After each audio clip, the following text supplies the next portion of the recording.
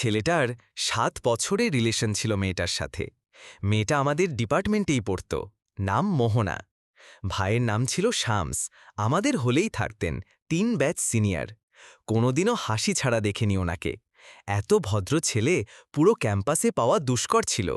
মেয়েটাকে ভালোও বাসতেন পাগলের মতো। প্রায়ই দেখা যেত ক্যাম্পাসে হাতে হাত রেখে হেঁটে চলেছেন দুজনে।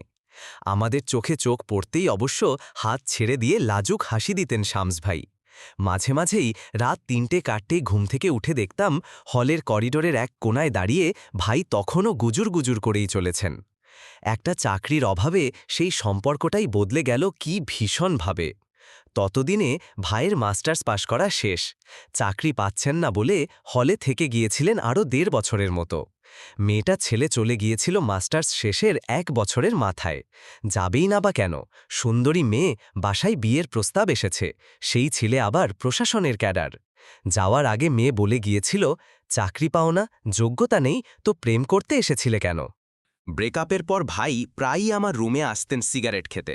হাতে সবসময় কোনো না কোনো বিসিএসের বই থাকতই। ঘণ্টার পর ঘণ্টা ধোঁয়া ছাড়তেন আর মাঝে মাঝে ওনার জীবনের গল্প বলে চলতেন।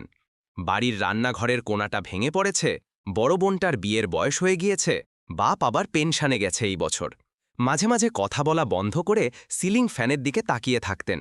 কি যেন ভাবতেন, হয়তো সে ভাবনা আমাদের ধরাছোঁয়ার বাইরে।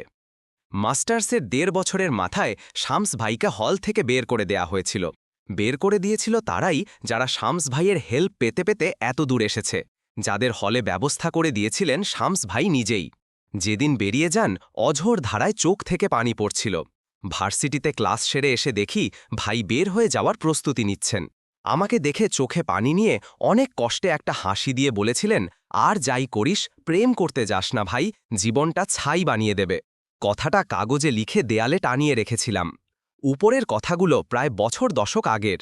ইমিগ্রেশন সংক্রান্ত একটা কাজে বহুদিন ধরে চেষ্টা করছিলাম কোনো এক কাস্টমস অফিসারের সাথে যোগাযোগ করতে, বিশেষত ভার্সিটির কোনো বড় ভাইয়ের সাথে। হেল্প বেশি পাওয়া যায় তাহলে। খোঁজ খবর নিয়ে যা জানতে পারলাম, মাথা ঘুরে যাবার উপক্রম হল।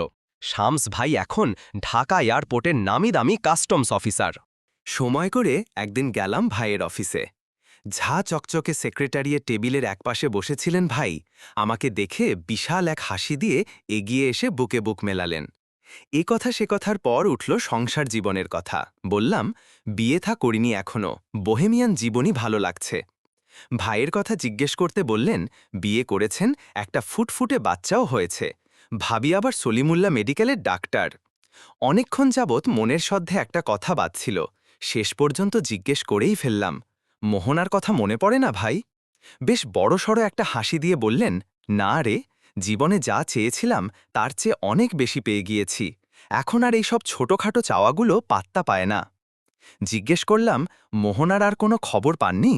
কিছুক্ষণ চুপ থেকে বললেন, শুনেছিলাম বছরখানেক আগে ডিভোর্স হয়ে গিয়েছে। এরপর আর কোনো খবর পাইনি। ভাইয়ার গাড়িতে একসাথে ফেরার পথে ভাইয়ের বলা একটা কথা প্রায়ই কানে বাজে, লাইফে কাউকে ঠকাস না রে, লাইফ কাউকে ছাড় দেয় না, প্রতিশোধ নিয়েই ছাড়ে, রিভেঞ্জ অফ নেচার। সত্যি, লাইফ কি ভীষণভাবে রং পাল্টায়।